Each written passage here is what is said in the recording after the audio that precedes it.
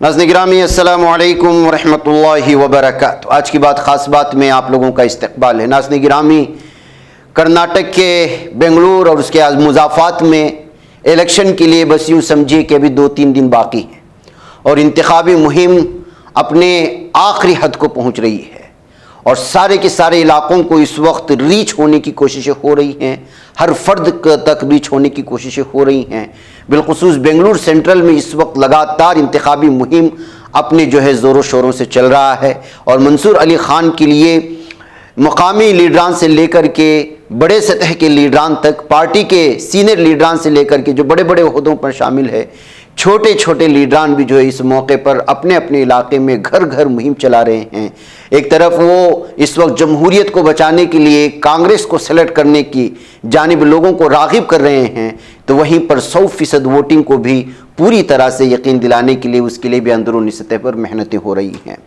सर्वज्ञा नगर में इस वक्त जो है उबैदुल्ला शरीफ साहब की जानिब से पूरी तरह से कोशिशें हुई, घर घर मुहिम चलाई गई और इस मौके पर उन्होंने नामानिगारों से भी जो काम ज़मीनी सतह पर हो रहा है, अलग अलग इलाकों में जो हो रहा है, सर्वज्ञा नगर में जो हो रहा है और सर्वज्ञा नगर के मुज़ाफ़ाती इलाकों में और अंदरूनी गलियों में जो कुछ काम हो रहा है उसकी भी तफसीलात फराहम करने की कोशिश की है। आइए उबैदुल्ला शरीफ को और दीगर लीडरान को सुनते हैं और मुझे इजाज़त दें। अस्सलामु अलैकुम रहमतुल्लाहि व बरकातहू।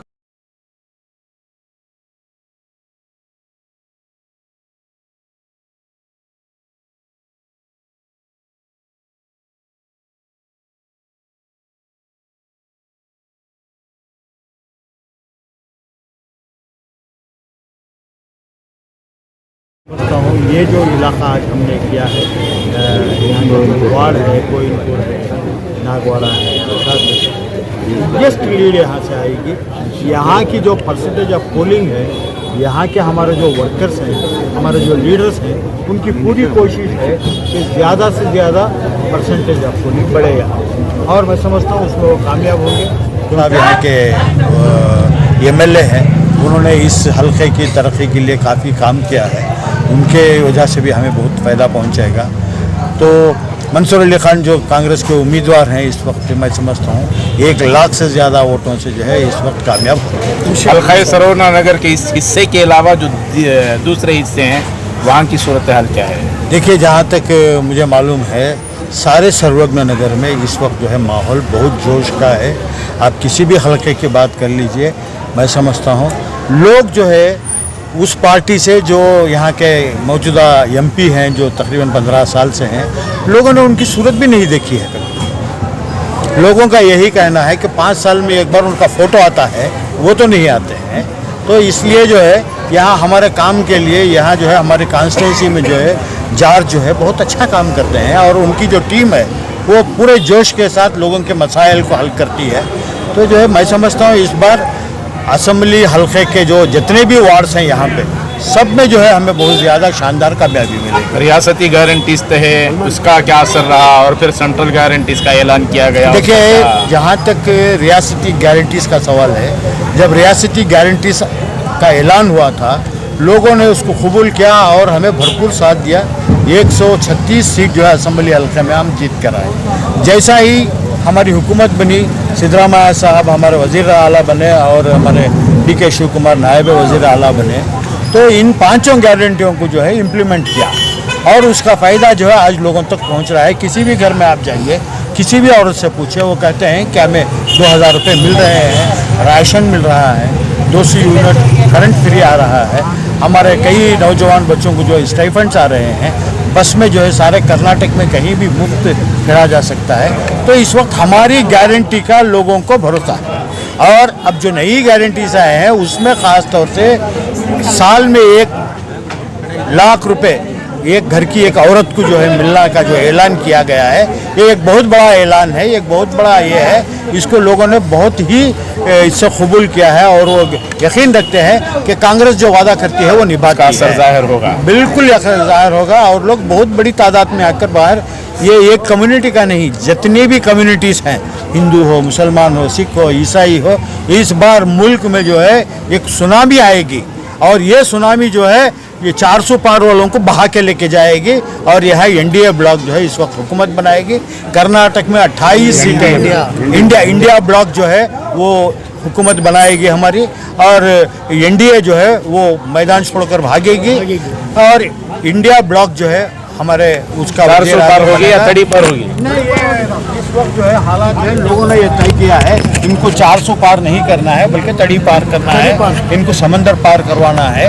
तो ये जो है तय हो चुका है। कर्नाटक में 28 पार्लियामेंट्री हल्के हैं, जिसमें मैं समझता हूँ 20 से ज़ायद कांग्रेस को आए।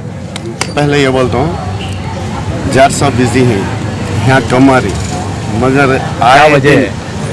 एक तो वो AICC मेंबर है, वायनाड में ऑब्जर्वर हैं, वायनाड में ऑब्जर्वर हैं, चिकमंगलूर इंचार्ज हैं। अब वो यहाँ पर नहीं है, मगर उनकी कमी महसूस होने नहीं दे रही। आए दिन पूछ रही कैसा करना, क्या करना, कहाँ जा रही, कहाँ वीक है, कहाँ जाको काम करना। और सबसे बड़ा हमारा राणा जार साहब वो पूरा मॉनिटरिंग कर रहे। आज सुबह को भी मेरी उनसे बातचीत हुई, कैसा करना, क्या करता हूँ, तो एक एक पॉइंट फॉलो कर रहे हैं। रहा सवाल यहाँ से हमें वोट लेने के वास्ते हम ना वत्ती परेशानी उठाने का काम नहीं पड़ता। वजह एक तो पहले रियासती हुकूमत की तरफ से जो गारंटियाँ का ऐलान हुआ था वो पूरे के पूरे गारंटियाँ नाफिस होकर हैं, और साथ ही साथ जार साहब जो यहाँ तरक्की का काम करें, हम ना अवाम के पास जाकर वोट पूछने ज़रा बराबर भी परेशानी नहीं हो रही है।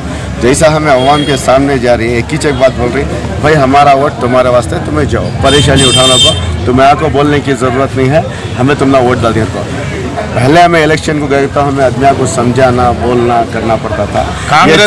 कांग्रेस को वोट डालने पर तो बहुत ज्यादा जोर है, लेकिन वोटिंग परसेंटेज बढ़ाने पर क्या इकदाम कर रहे हैं? वोटिंग परसेंटेज बढ़ाने के ऊपर मैं आप लोगों के सामने अलग ऐलान कर रहा हूँ। पिछले इलेक्शन की बनिस्बत इस बार 20% वोटिंग ज़्यादा होती है हमारे एरिया में। आदमियाँ हम यहाँ ऑफिस में बैठने नहीं दे रही, हमारी वोटर लिस्ट कबला को दे रही, हमारे रिश्तेदार वहाँ ही उनकी वोटर लिस्ट उनको पहुँचाओ करके बोलता हूँ। मुझे ऐसा महसूस हो रहा है पोलिंग के दिन 7 बजे से पोलिंग है, 6 बजे कतार खड़े रहते हैं। इंशाल्लाह ऐसी उम्मीद है, एक ऐसी सुनामी सरोजना नगर के अंदर आती है। अगर कांति भी हम ना कमो बेश हो भी यार बेंगलुरु सेंट्रल पर, उसकी भरपाई यहाँ से होती है इंशाल्लाह। जार साहब की क़ियादत में 15-20 साल के बाद यहाँ से फिर कांग्रेस जीतेगी। मंसूर अली खान साहब का पार्लियामेंट में जाना 100% तय है। इसी के साथ मैं अपनी बात खत्म